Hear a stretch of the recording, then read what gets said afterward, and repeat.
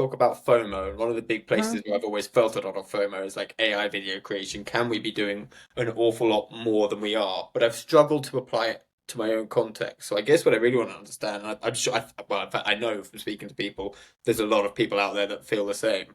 So I want to get into like how we can practically, we being marketers as a whole, incorporate AI video into our strategy beyond isolated experiments. And I don't quite know where to start, but I guess maybe a good place is, are there, what are the best examples you've seen of companies that do this really well? Yeah. Well, I mean, maybe before I go into those examples, I think there's two ways AI is, I think, like impacting video. And one is AI creation, meaning like you're generating like an AI generated content. And then also there's like AI editing.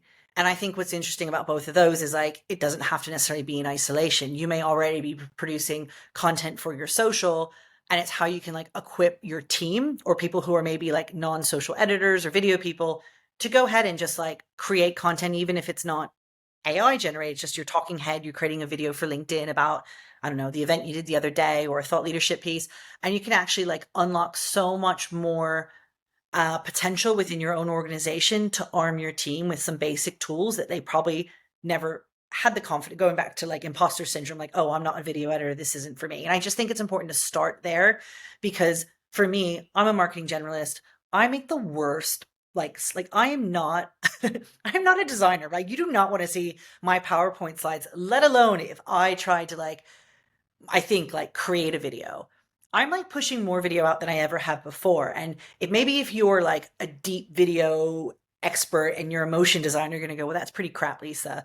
But you know what? If you're a marketer who just wants to like level up and create more content, like I don't think it's that bad because I did it in 20 minutes in my living room and I didn't need help from my team. And I'm talking about some basic things like, you know, automatically adding subtitles to your video, having your brand kit locked in so that you can add your logo or do stuff in your colors, using something like what edit with script, where like it literally takes your transcript and it'll delete all your ums and ahs and like word silences, and all of a sudden like you went from having a pretty like video to like something that's polished and shareable. Um, so I just wanted to start there. But when we talk about AI generation, I think it's interesting because there's a lot of tools out there at the moment. There's a lot of noise out there. And a lot of people are probably asking the same question that you've just asked me or are asking each other is like, when are we going to start seeing this in our day to day? And I think we're still kind of at the early point of that, that hump of before it just becomes the norm. And, people are cautious of AI slop and just pushing stuff out. And we still have to balance the human and the AI. So to answer your question, um, I think video ads is a great way that people are using AI generated content to test and experiment. So, maybe they're creating different variations of an AI generated ad, and then they're changing the color or the character or the headline, and they're able to get quick feedback on, is this the right message or is this the right content before they go ahead and scale it. And maybe then they'll go hire an agency to go do like full production on it. But it's a great way to get, I think, market feedback before your ad spend. Um, People are using it like avatars. Avatars have been around for the last couple of years. They've been used more in, let's say, like training and development, like for internal comms. Um, we launched our own model called Fabric a couple of months ago, but you've seen probably like, Sora come out from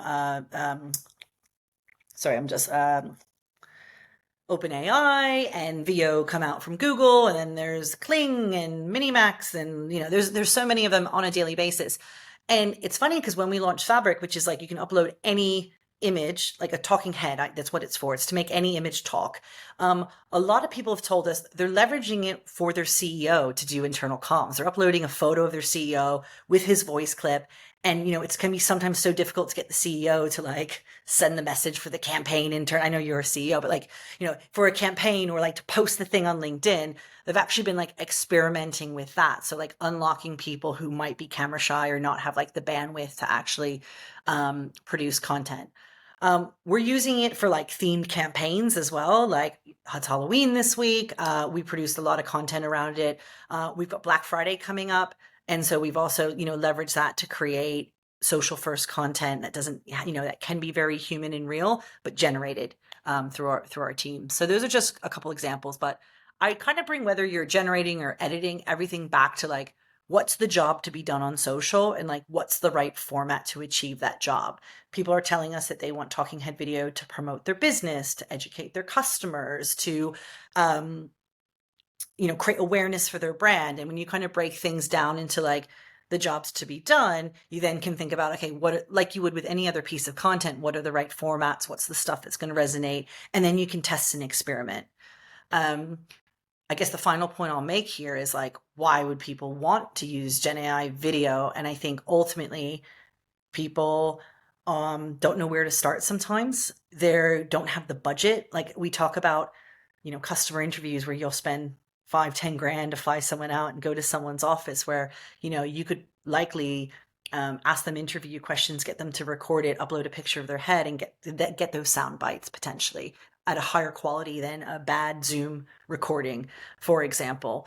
So, if it's going to save you money and help you get to market quicker, like this is the stuff that's worth experimenting with and finding the right use case for your brand. And maybe we're still in the I'm not sure yet, but just have fun with it, because what we're also seeing is a lot of the Gen AI content, like even on my own socials, because it's different, it's getting engagement. I created a Halloween video, or when we launched Fabric, of all the different use cases for marketing. Like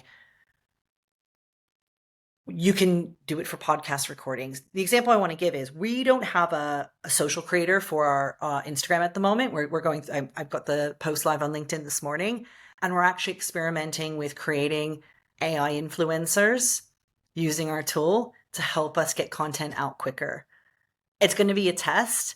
It's going to look really real, but why can't we use them to do the explainer and then match that with some motion graphics to, create social first content? It seems like it requires a lot of experimentation, and you said have fun with it. And I think that's what when I look through, I was having a look through on LinkedIn, your videos Hmm. you produced before this, and I can see that you're having a lot of fun just experimenting with stuff, creating it. But one thing I thought was, in terms of why that's hard for me to apply to my own context and what other people probably struggle with is for you, and generally just a bit more context. Generally speaking, I think we're not that creative with top of funnel in B2B, right? It's how to's and it's things like that. It's really for you, you're selling a video AI platform. So you can create anything, and your job is to show off just the fact that you created it. It's a lot more, it requires maybe more creativity. I find it very difficult to think what are the open awareness type things that I can do in our world using that technology. And that's where I guess I'm like, have you seen ways, companies that do a great job of that, or have you seen processes or ways of working that people instill that help to create those kind of ideas and that kind of creativity? Yeah, like a few. And so I had a breakfast a couple weeks ago with like a bunch of like social leaders who work in newsrooms, right? Because like the news is changing, everything's social first, like in terms of how they're delivering their content. Like it's all like short snippets on social, and asking them about how they're using video. And naturally, they're a bit risk averse to like using avatar, like talking head generated content, because it's like the news, right? Like they don't necessarily want to replace their journalists in that sense. And I totally get that. So it's the AI editing piece that's really important for them and how they can like equip everyone in their business to become journalists. But when it came to the generation stuff, what was important was B roll, right? So, for example, you're your company, you're trying to sell your service, and you may be creating a talking head video of yourself, giving a thought leadership piece, for example, or a how to.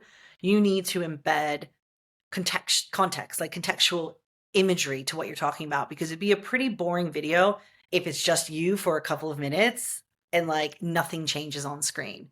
So that's where you can actually prompt or feed it a script, which will automatically prompt for you images to back up what you're saying. Hey, I just was at an event in London this week, and all of a sudden your background changes, and there's like the image of the London Eye. And then, I was working with a client and we were talking about revenue, and maybe, I don't know, this sounds really corny, but like money, graph shoots up the screen.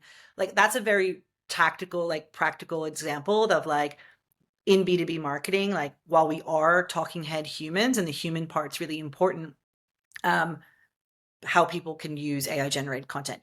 Another example is again, like in training and development, or where you're having like a much longer video where you may be going into a demo. So you're demoing your product or service.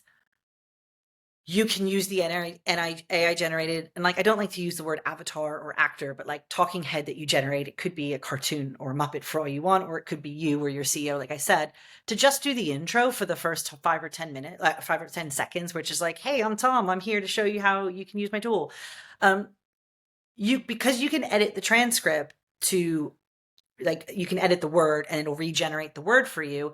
You can use that to like use the same piece of content of like, let's say the demo, but always change the intro without having to re-record every time.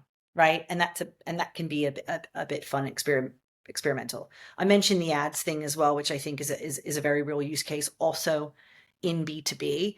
And I know B2B has the stereotype of being boring. And yes, I am selling to marketers and I'm going, hey, I'm not a technical person. I'm not a creative like designer, but look what I did in a couple minutes. I also would encourage more B2B marketers to have fun with their marketing and create weird stuff because it's going to get engagement and reach. And like, what are your goals on social? Even to educate, you could do something like, why couldn't you be a vampire? Sending a Halloween message out to ask people to, next 24 hours, get your free demo in your inbox. Why not? No, it's true, and we just don't have the same culture though, and we I think we approach advertising very differently to B2C, right? We think that advertising has to be about products and benefits, whereas B2C they're very like no, it's lifestyle, and they just show a happy person using the product, and everyone's like, oh, I want to be happy like that. So, but I think this is like, I mean, I'm in B2B. I've been in B2B my whole career. And yeah, you need to be a bit of a risk taker. Like, I think we can all keep beating the drum that B2B is boring and it has to be about, value and benefits. And I do think depending on where you work, there's just some industries that just not going to be able to take risks. But I think if you're in some industries in sales, for example, or selling, depending on who your audience is like, we're all humans. They want, like depending on where in the funnel you are as well, right? Like depending like, in terms of what content you're producing, it doesn't all have to be what living up to the stereotype.